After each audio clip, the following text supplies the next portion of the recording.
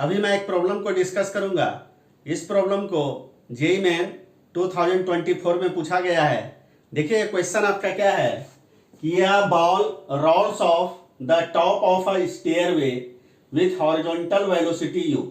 The steps are 0.1 meter high and 0.1 meter wide. The minimum velocity u with which that ball just hits the step 5 of the stairway will be positive square root of x metre पर second where x। तो यहां पर x का value बताना है। तो यहां पे देखिए क्या है कि सबसे पहले हम लोग स्टेयरवे को बनाते हैं।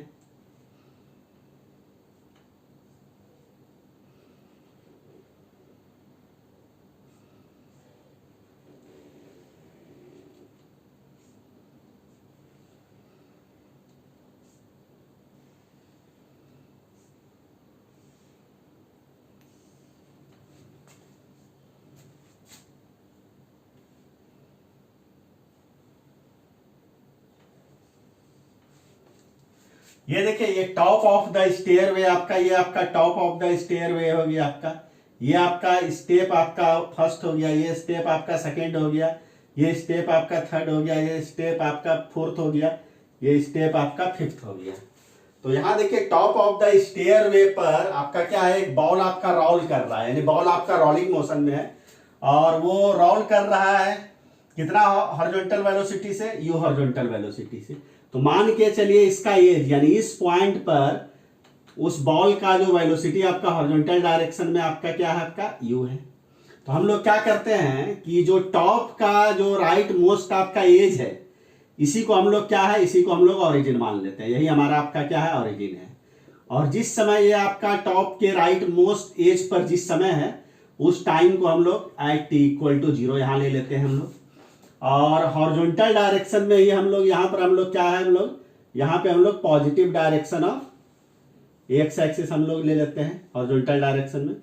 और यानी ओरिजिन से राइट साइड में हॉरिजॉन्टल डायरेक्शन में हम लोग positive direction of x axis ले लेते हैं।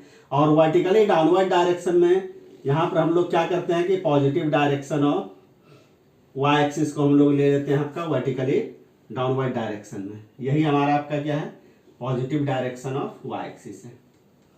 तो यहां पर देखिए क्या है कि जो बॉल का जो मोशन होगा, ये आपका बॉल आपका पैराबोलिक पाथ को फॉलो करेगा। तो यहां पर देखिए बॉल का जो मोशन होगा कुछ आपका इस ढंग से आपका मोशन होगा। और यहां पे देखिए प्रॉब्लम में दिया हुआ है कि स्टेप 5 को बॉल आपका जस्ट आपका हिट कर रहा है। तो जस्ट हिट करने का मतलब हुआ कि 4 का जो एज है ना, इस एज से ये आपका जस्ट आपका क्रॉस करना चाहिए, जस्ट एज से आपका क्रॉस करना चाहिए। इसका मतलब है कि यहां पर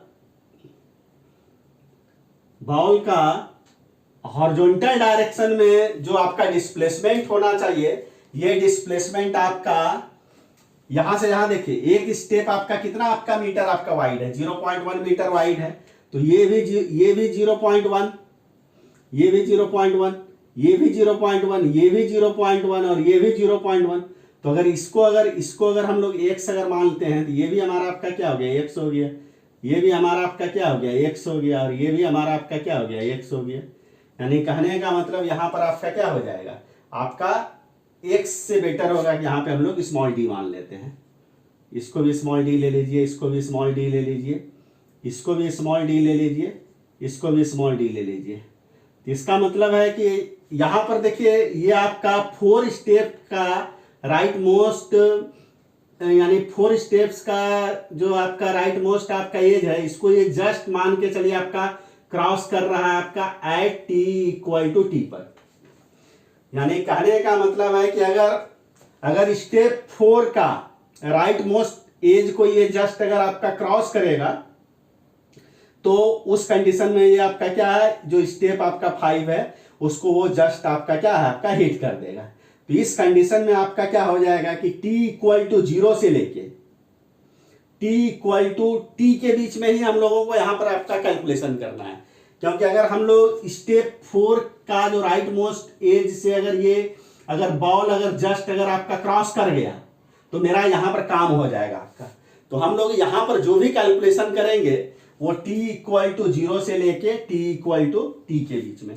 तो t इक्वल टू 0 से लेके t इक्वल टू t के बीच में इस बॉल का हॉरिजॉन्टल डायरेक्शन में बॉल आपका कितना डिस्टेंस आपका ट्रेवल कर रहा है, डी मतलब 4d आपका ट्रेवल कर रहा है हॉरिजॉन्टल डायरेक्शन में, और यानी ये 4d डिस्टेंस आपका ट्रेवल किया हॉरिजॉन्टल डायरेक्शन में t इक्वल टू 0 से लेके t इक्वल टू t के बीच में। और ये जो डिस्टेंस आपका ट्रेवल कर रहा है आपका पॉजिटिव एक्स एक्सिस के अलोंग, इसका मतलब यहाँ पे डिस्प्लेसमेंट आपको हम लोगों को क्या ले लेना है, प्लस 4d। यही आपका क्या हो जाएगा, x का वैल्यू हो जाएगा। और आप देखिए तो t इक्वल टू 0 से लेकर t इक्वल टू t के बीच में वर्टिकल डायरेक्शन में ये आपका कितना डिस्टेंस आपका ट्रेवल कर रहा है। देखिए स्टेप आपका कितना हाई है, d, तो d 2d 3d 4d 4d distance को आपका ट्रेवल कर रहा है वर्टिकल डायरेक्शन में t इक्वल टू 0 से लेकर t इक्वल टू t के बीच में। और ये डिस्टेंस चूंकि positive direction of y axis के अलोंग आपका ट्रेवल किया है, इसका मतलब वर्टिकल डायरेक्शन में भी t इक्वल टू 0 और t इक्वल टू t के बीच में जो बॉडी का डिस्प्लेसमेंट हो जाएगा ये आपका प्लस 4d हो जाएगा। अब देखिए यहाँ पर और हम लोग क्या करते हैं कि देखिए तो u आपका x एक्सिस के पॉजिटिव डायरेक्शन के अलोंग है ना, तो इनिशियल वेलोसिटी का x कंपोनेंट यहाँ पर क्या हो जाएगा, u हो जाएगा, और इनिशियल वेलोसिटी का y कंपोनेंट आपका क्या हो जाएगा, आपका 0 हो जाएगा, क्योंकि वेलोसिटी आपका x एक्सिस के पॉजिटिव डायरेक्शन के अलोंग है, इसलिए इसका y कंपोनेंट आपका क्या हो जाएगा, आपका 0 हो जाएगा। अब देखिए जैसे ही बॉल आपका एयर में आएगा तो बॉल के ऊपर कौन सा फोर्स आपका लगेगा, ग्रेविटेशनल फोर्स। तो उस ग्रेविटेशनल फोर्स के कारण जो बॉल का जो एक्सेलरेशन होगा g, ये आपका वर्टिकली डाउनवर्ड डायरेक्शन में होगा, और positive direction of y axis भी हमारा क्या आपका वर्टिकली डाउनवर्ड ही है, तो यहाँ पर एक्सेलरेशन का y कंपोनेंट आपका क्या हो जाएगा, प्लस g हो जाएगा। और चूंकि g आपका वर्टिकली डाउनवर्ड डायरेक्शन में है तो इसका कोई भी हॉरिजॉन्टल डायरेक्शन में तो कोई भी कंपोनेंट होगा नहीं, इसलिए ax इक्वल टू हमारा क्या हो जाएगा, आपका 0 हो जाएगा। देखिए यहाँ पर ये इंफॉर्मेशन इतना और ये इतना, इसी को यूज करके हम लोगों को अब इस प्रॉब्लम को सॉल्व करना है। तो यहाँ पे देखिए एक इक्वेशन तो हम लोग ये यूज करते हैं, x equal to u x t plus half a x t square. तो x का वैल्यू यहाँ पर देखिए कितना हम लोगों को ले लेना है, प्लस 4d ले लेना है, ux, तो ux का वैल्यू आपका क्या है, ux का वैल्यू आपका u है, तो u ले लीजिए, t हाफ ax आपका क्या हो जाएगा, 0 इंटू टी स्क्वायर, तो 4d इक्वल टू क्या हो जाएगा, आपका u इंटू टी हो जाएगा। अब देखिए क्या है कि दूसरा इक्वेशन, देखिए दूसरा इक्वेशन हम लोग इसको यूज कर लेते हैं, y equal to u y t plus half a y t square. y के जगह पर भी हम लोगों को क्या ले लेना है, प्लस 4d ले लेना है।